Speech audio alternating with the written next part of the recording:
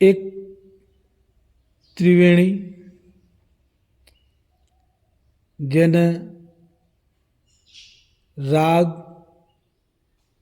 વૈરાગ, અનુરાગ એવી એક ત્રિવેણી. આ ત્રિવેણી અથારત જાણ્યા પછી આપણી આંતરિક બુદ્ધિ, સાત્વિક બુદ્ધિમાં વિકાસ થાય છે અને સત્ય ઉપર પ્રકાશ પડી જાય છે. ઘણી વખત આપણે વૈરાગને રાગ સમજવી છે અને રાગને વૈરાગ સમજવી છે. રાગનું કામ શું, વૈરાગનું કામ શું, એનો અથારત ભેદને જાણતા આપણે ઘણી વખત આવી ત્રિવેણીમાં ઘૂંસાઈ જવી છે. તો કોઈ માણસ ઘર-બાર છોડીને જતો રહે ભક્તિ કરવા, સાધુ બની જાય, સંન્યાસી બની જાય, તો આપણે એવું કહેવી છીએ કે એને પરમાત્માનો વૈરાગ લાગ્યો એટલે એને ઘર-બાર છોડી દીધા. ઘર-બાર છોડે એ સાચી વાત છે, પણ પરમાત્માનો વૈરાગ નથી લાગ્યો. કારણ કે વૈરાગનો અર્થ શું એ સમજ્યા વિના આપણે બોલવી છીએ, અને રાગનો અર્થ શું એ પણ સમજ્યા વિના આપણે બોલવી છીએ. મહાપુરુષોએ વૈરાગનો અર્થ અભાવ એવો કર્યો છે કે આ જગતના, સંસારના, મોહમાયાના જે બંધનો છે એ બંધનો ઉપર જેને અભાવ આવી જાય, આ સંસારની જે આસક્તિ છે એના ઉપર એને અભાવ આવી જાય, પુત્ર પરિવાર ઉપર અભાવ આવી જાય, ધન દોલત ઉપર અભાવ આવી જાય, કામ ક્રોધ મદ લોભ અહંકાર ઉપર અભાવ આવી જાય, પંચ વિષય ઉપર અભાવ આવી જાય, એ અભાવનું નામ વૈરાગ છે. અને જ્યાં સુધી આ સંસાર ઉપર અભાવ નથી આવતો, કામ ક્રોધ મદ લોભ ઉપર અભાવ નથી આવતો, પંચ વિષય ઉપર અભાવ નથી આવતો, ત્યાં સુધી આ સંસાર ઉપર જે ભાવ લાગેલો છે એનું નામ રાગ કહેવાય છે. પણ આપણે રાગને વૈરાગ સમજવી છે અને વૈરાગને રાગ સમજવી છે. આ એક સમજવા જેવી વાત છે મહાપુરુષોની. એટલે જેના ઉપર રાગ છે એને વૈરાગ ન કહેવાય, જેના ઉપર વૈરાગ છે એને રાગ ન કહેવાય. જ્યાં સુધી જગત પ્રિય લાગે છે ત્યાં સુધી આપણને એ રાગ કહેવાય, અને જગત જ્યારે આપણને અપ્રિય લાગે, અભાવ થઈ જાય, એનું નામ વૈરાગ છે.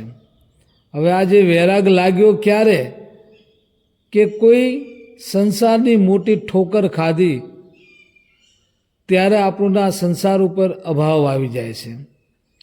કોઈ કારણ બની ગયું ત્યારે આપણને આ સંસાર ઉપર અભાવ આવી જાય છે કે આ સંસારમાં હવે કોઈ સાર નથી અને આ સંસાર ઉપરથી મોહ ઉઠી જાય છે.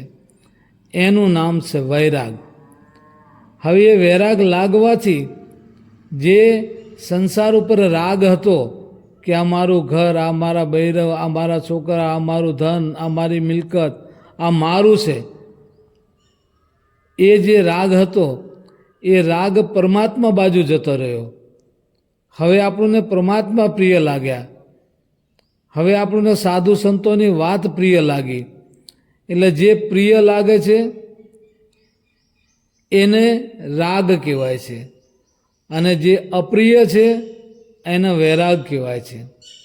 એટલે સંસારમાં કોઈ ઠોકર ખાવાથી, સંસારમાં કોઈ અભાવ આવવાથી, કોઈ કારણ બનવાથી સંસાર ઉપર જ્યારે અભાવ આવી જાય છે એ જ વૈરાગ છે. જ્યાં સુધી સંસાર ઉપર ભાવ છે, પ્રેમ છે, પ્રીતિ છે, લાગણી છે, ત્યાં સુધી એને રાગ કહેવાય છે. અને આ જ સંસાર ઉપરથી ભાવ ઉઠી જાય, પ્રેમ ઉઠી જાય, પ્રીતિ ઉઠી જાય, લાગણી ઉઠી જાય, મારા તારાનું ઉઠી જાય, ત્યારે આપણને આનો અભાવ થઈ ગયો કહેવાય. એ અભાવને વૈરાગ કહેવાય છે. અને પછી આપણને સંતોની વાત વાલી લાગે છે, ગુરુની વાત વાલી લાગે છે, આપણને પરમાત્મા વાલા લાગે છે, એટલે પરમાત્મા પ્રત્યે રાગ થાય છે. પરમાત્મા પ્રત્યે રાગ થાય છે અને જગત પ્રત્યે વૈરાગ થાય છે. પહેલાં આપણને જગત પ્રત્યે રાગ હતો અને પરમાત્મા પ્રત્યે વૈરાગ હતો. વૈરાગ એટલે અભાવ, એટલે પરમાત્મા પ્રત્યે અભાવ હતો અને જગત ઉપર ભાવ હતો. એટલે ભાવ છે એ રાગ છે અને અભાવ છે એ વૈરાગ છે. એટલે આપણે પહેલાં જગતમાં પૂરેપૂરા ઓળગોળ હતા, એટલે જગત ઉપર રાગ હતો.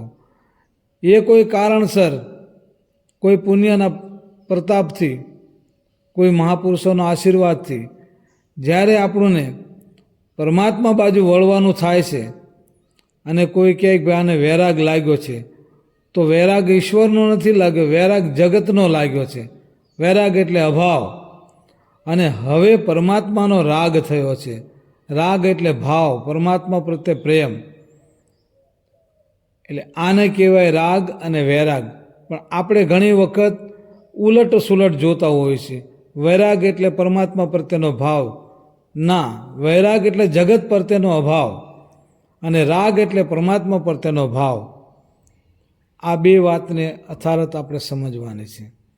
આ આપણને અથારત સમજાઈ જાય તો રાગ શું છે અને વૈરાગ શું છે એનો આપણને અનુભવ થઈ જાય છે. હવે વાત રહી અનુરાગની.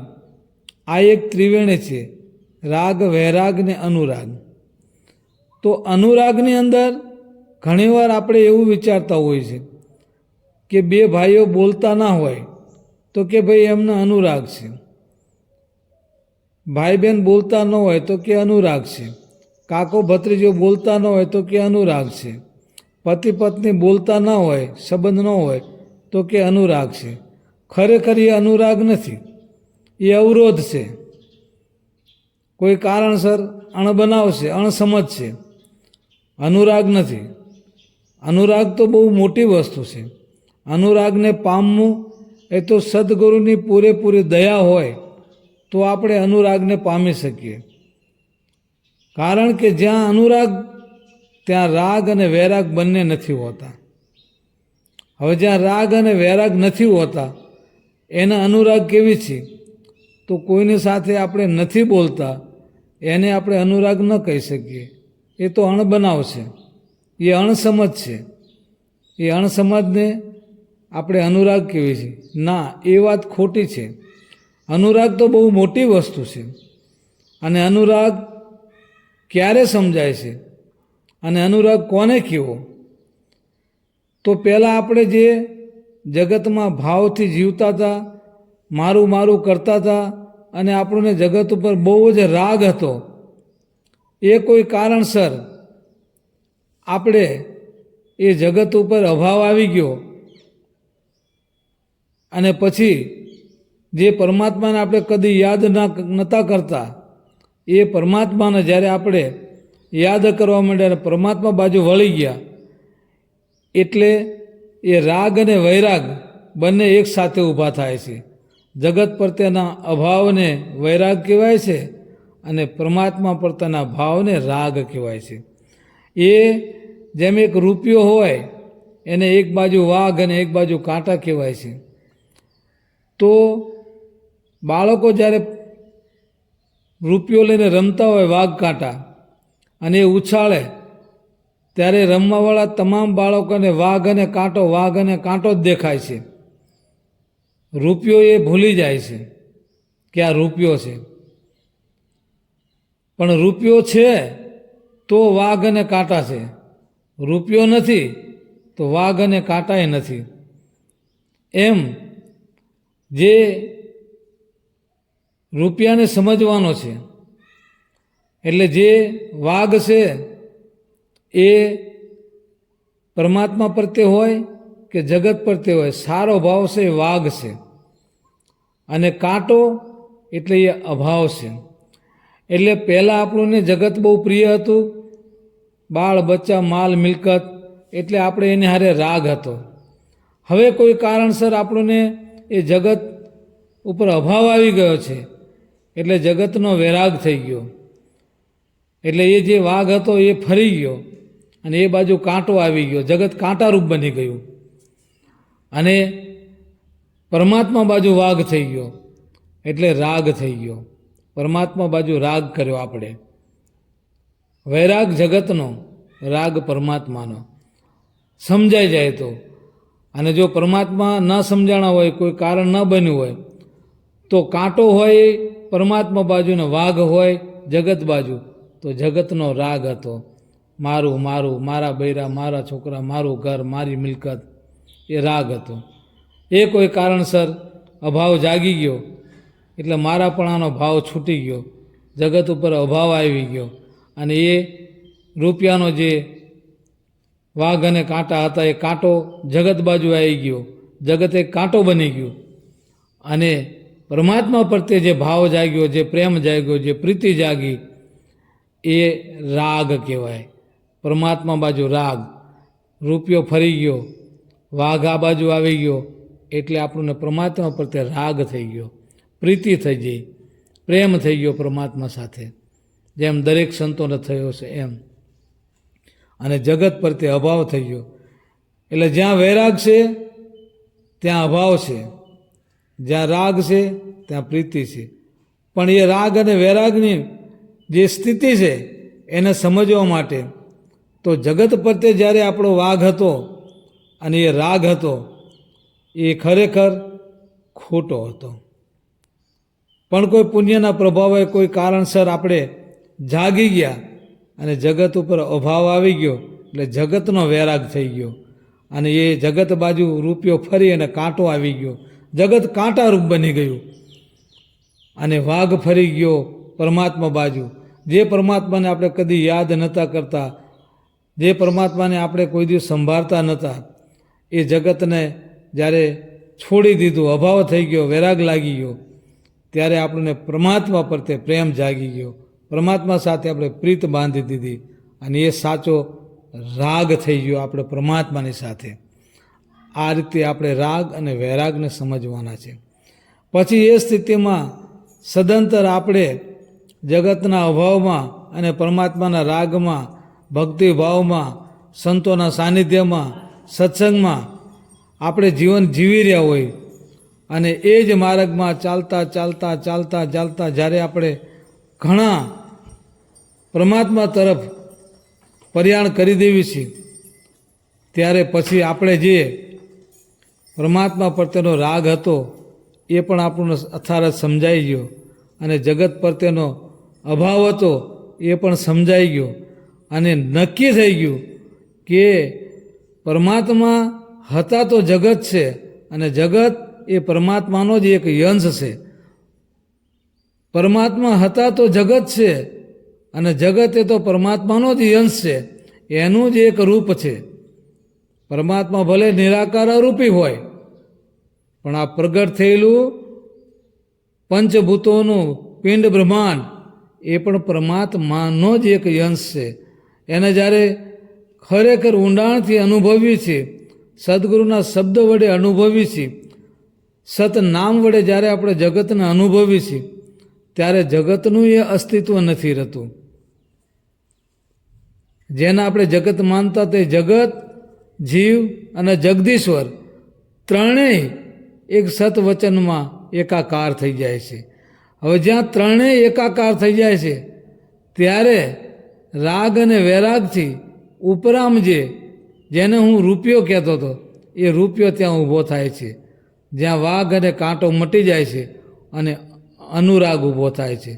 એટલે જગત પ્રત્યે કોઈ અભાવ નથી રહેતો, કોઈ વૈરાગ નથી રહેતો, અને ભાવ પ્રત્યેનો કોઈ પ્રેમ નથી રહેતો.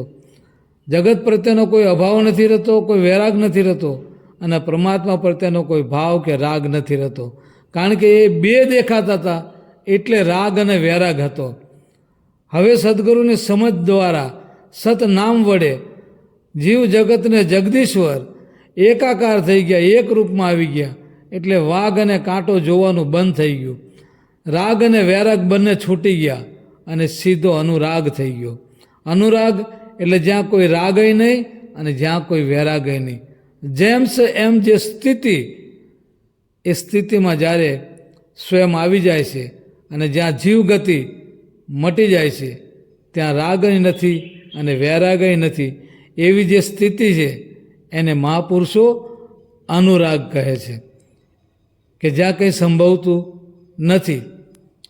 એટલે એ જે રૂપિયાનો વાઘ અને કાંટો એ બાળકોની રમત માટે હતો, અને એ જ રૂપિયો દુકાને જાય છે ત્યારે દુકાનની દ્રષ્ટિમાં ખાલી રૂપિયો જ હોય છે, ત્યાં વાઘ કાંટો નથી હોતો. એટલે આ સમજણની વાત છે. જે સમજણમાં આપણે ઊભા છીએ, જેટલી આપણી સમજણ છે ત્યાંથી આપણે જોવી છીએ.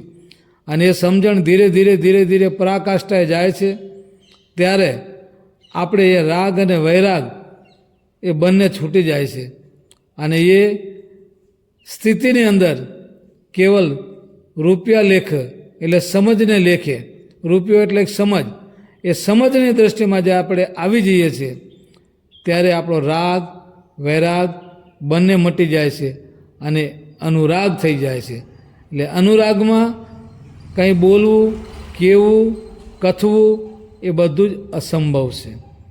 બોલવું, કહેવું અને કથવું એ રાગ અને વૈરાગ સુધી છે. અનુરાગમાં આવું કંઈ આવતું નથી. એટલે આ એક ત્રિવેણી છે, રાગ વૈરાગ અને અનુરાગ. અને આ મહાપુરુષોએ સમજાયેલી છે. અને આ ત્રિવેણી આપણે સમજી લઈએ ત્યારે આપણને ખબર પડે કે રાગ શું છે, વૈરાગ શું છે, પરમાત્મા શું છે, જગત શું છે અને સમજરૂપી રૂપિયો શું છે. આ તમામ વસ્તુ સદગુરુ પરમાત્માની દયાથી, મહાપુરુષોના સાનિધ્યમાં જવાથી અને સંતોના પ્રવચનોમાંથી આપણને આ સત્યનો પ્રકાશ થઈ જાય છે. અને પછી આપણો રાગ વૈરાગ છૂટી જાય છે અને સમજરૂપી સ્થિતિમાં આપણે કાયમ માટે અનુરાગી બની જઈએ છીએ. બોલો સદગુરુ દેવનો જય.